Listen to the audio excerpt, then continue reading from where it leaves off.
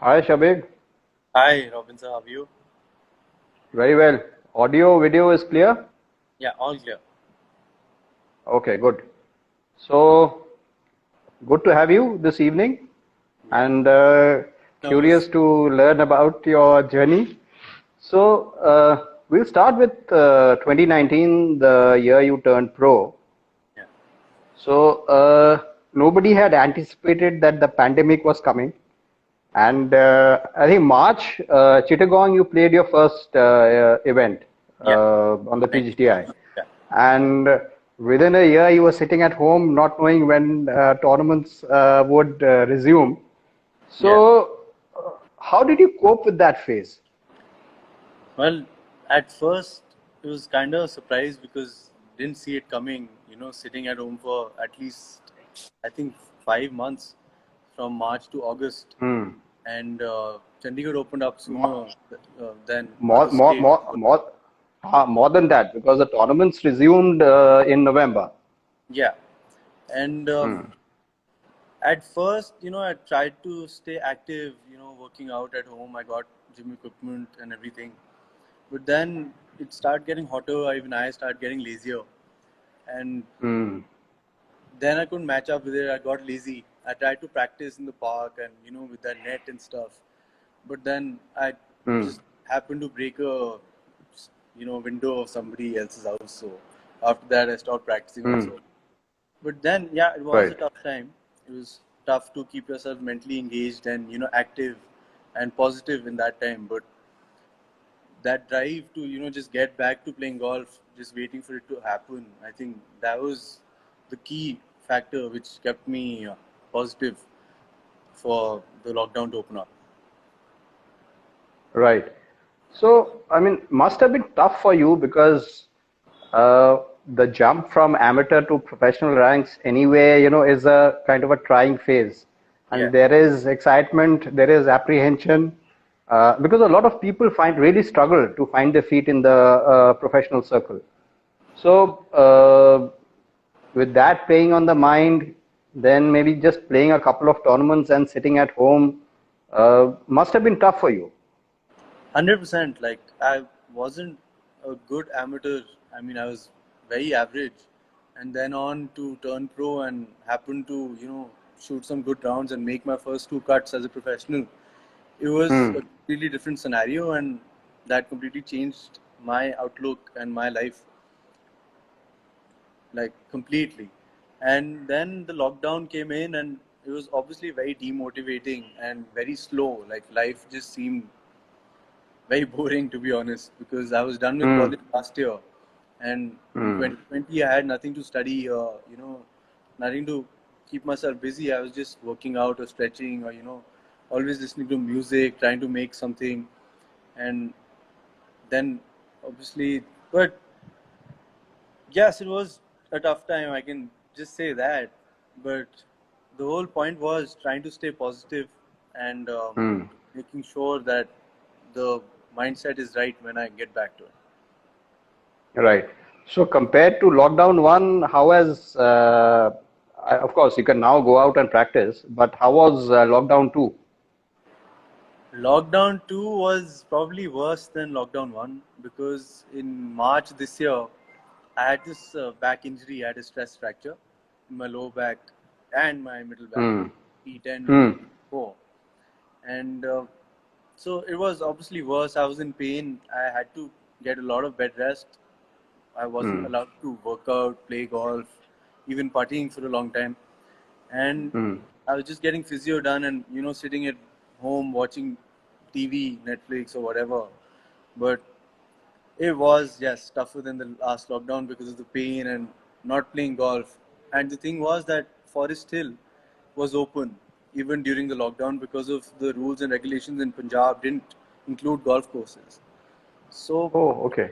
knowing that Forest Hill is open and a range where I'm Hmm. very familiar and I Hmm. practice a lot, so it was very difficult to get through these 2 months of physio and just rest and watching TV.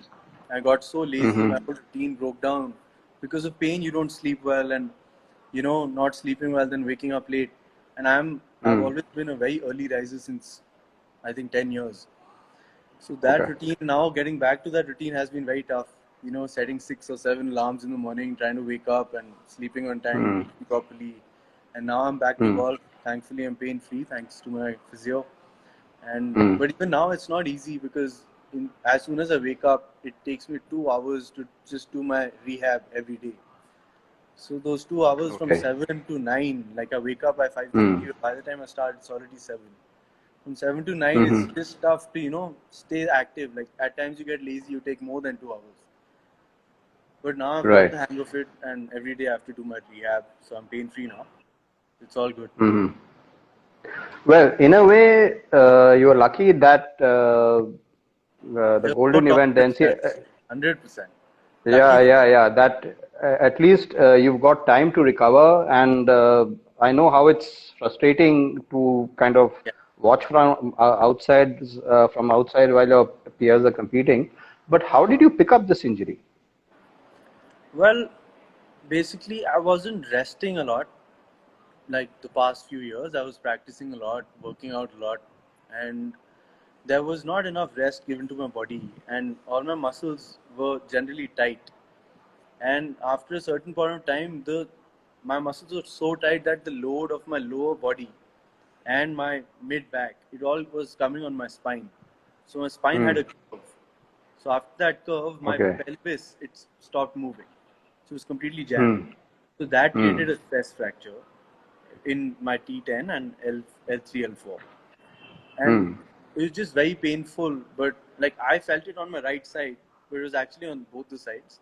And before that, I was wrongly diagnosed saying that it's a nerve impingement, but it was a stress fracture which another physio diagnosed.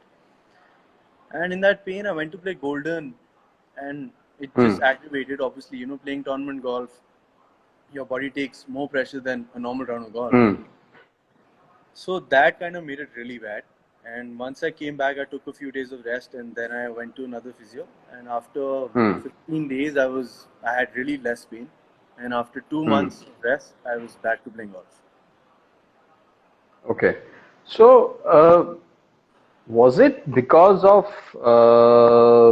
over gymming, or was it It constant was just practice and overworking. tournaments? I was working too much, like Okay.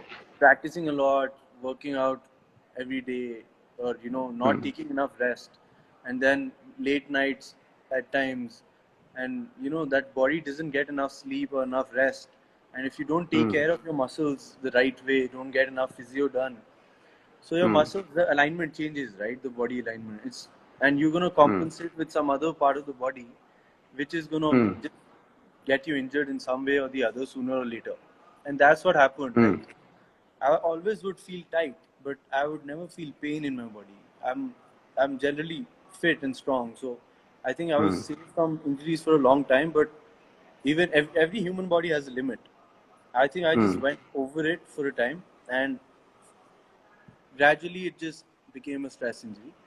And but now I've realized how important rest is. I make sure every week I take one day off, and I think it feels great. Like it's the first time I started taking an off day in a week.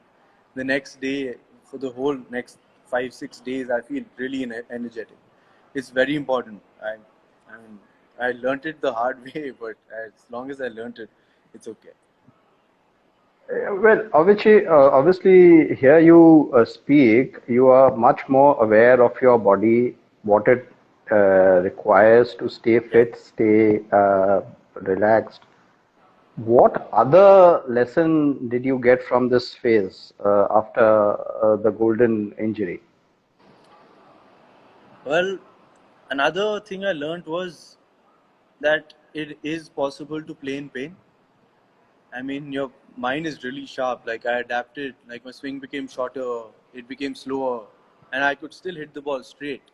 It was just a matter of time. Third round, I was level par through 8 holes, and I was 2 or 3 under for the tournament.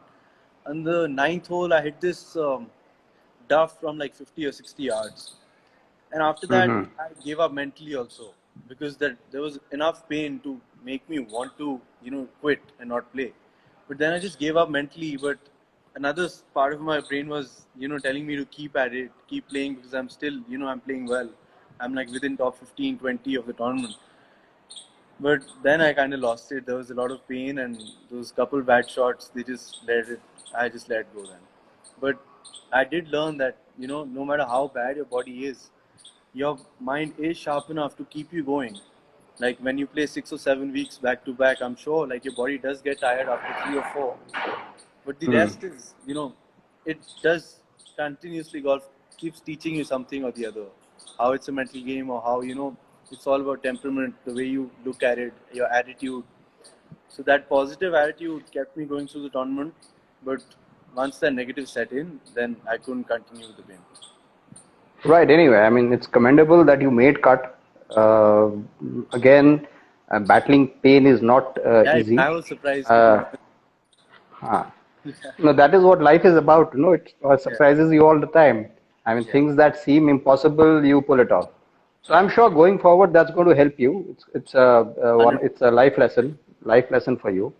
Uh, Another thing which I noticed is that after events started in November, especially the Players Championships and a couple of other tournaments, you started very well. The first or second round, Yeah. you were at times even top 10, top 15. But then towards the weekend, you fell back. Is that something that you've kind of looked at? Have you analyzed the Yeah, reasons? I have analyzed it, but so basically every tournament in 4 days, one of my rounds is very good, two are decent or average, and one is really bad. So that's how these tournaments are going on for me. And at times, the tournament used to start with a very bad round and then a very good round, or a very good round and then a very bad round. And so the problem was like, you know, I haven't been such a great golfer in my past as a junior or a golfer. So I haven't seen those scores coming in, in tournaments where I shoot 5 under or 4 under.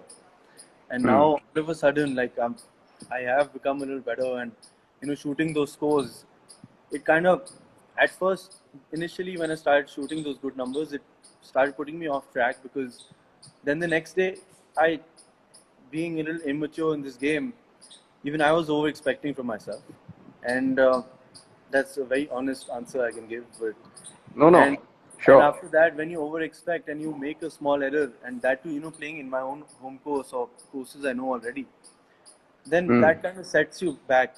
And I think that small part of that over ambitiousness does kill you in its own way. And when you're that ambitious and you make a small error, you have to learn to just stay positive and calm.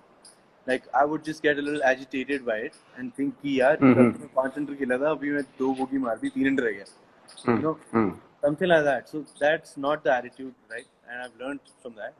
And No, no, that is how you learn. That is how you learn. And and actually, I mean, hearing you speak, I have to say that's very commendable.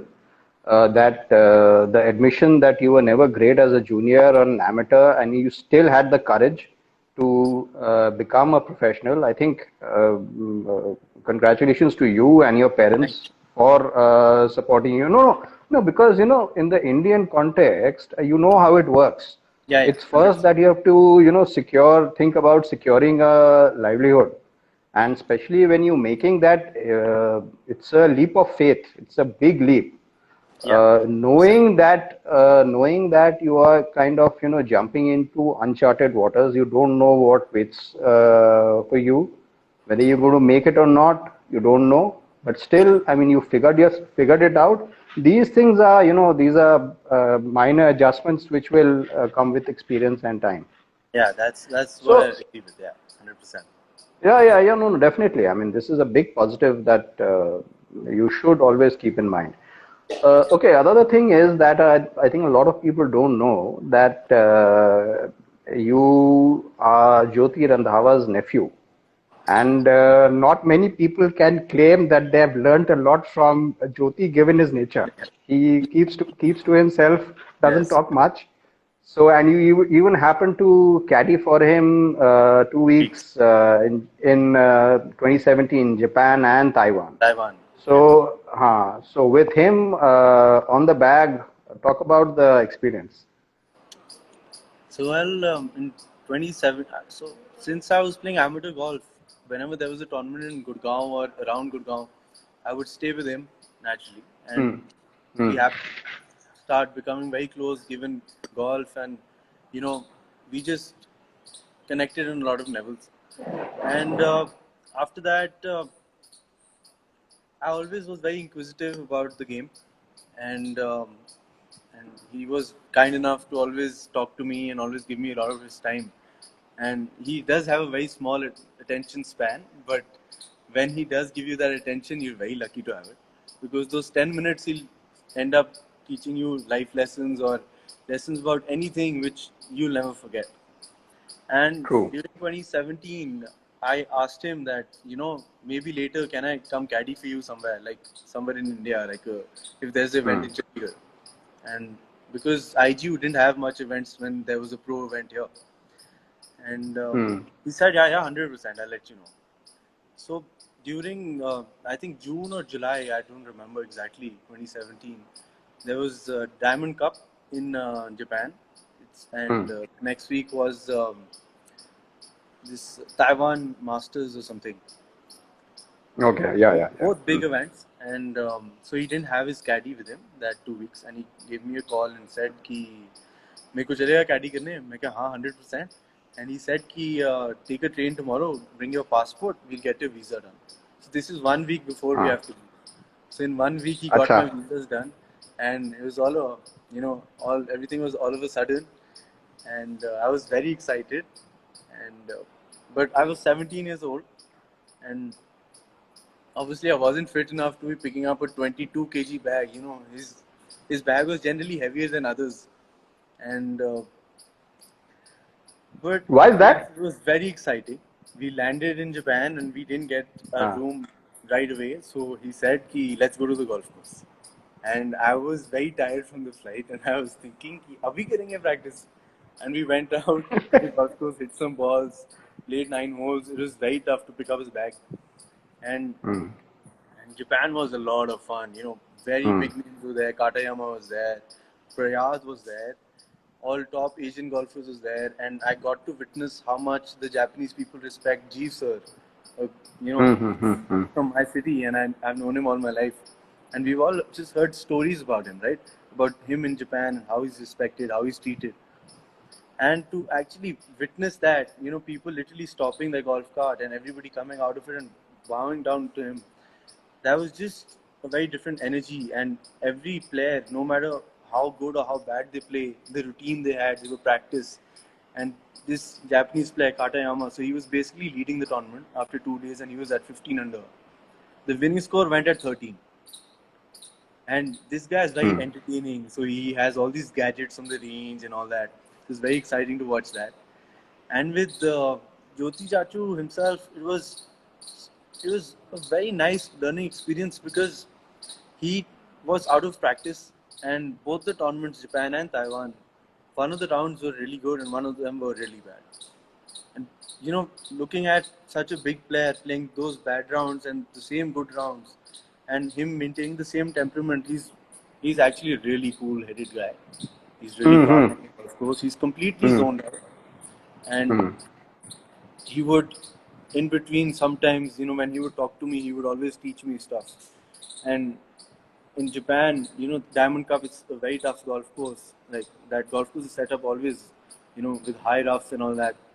And from those roughs, him hitting a 3 iron and all that, it was just, I could have never even imagined watching all that. And then him telling me about Tiger Woods when he came to play Asia, and a lot of things he told me, it just sticks with you for a long time. It's still with me. Hmm. And I think it was a great experience to be on some great player's bag, and I'm sure every amateur or junior would love to do that one day or the other, because it's an experience like no other. You get to Hmm. learn a lot. You basically are inside the player's head all the time, Yeah. and to witness how Exactly. he Exactly. reacts to every Right. golf shot or every situation, or even if he's in the leader group or not, or even if he's coming last, to witness that reaction and that mindset from that player, that I think teaches you a lot. It doesn't matter if that player ends up winning the event. It's just how you end up watching the player and learning from him. I think that was a great learning experience, and I was obviously lucky enough to have Ajitesh, who's a very good friend of mine, Gubaz, very good friend of mine. All these guys were also playing those events, and it was a lot of fun. A lot of fun. No, obviously, I mean, two different sets of emotions, when you're playing good, playing well, and when you are not playing well. But at Yeah. the same time, maintaining Balancing that, them out is, I think, the key.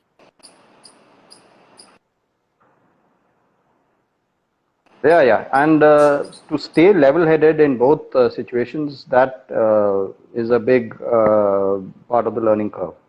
100%. So you're looking ahead at restart, and how do you see yourself once tournaments start?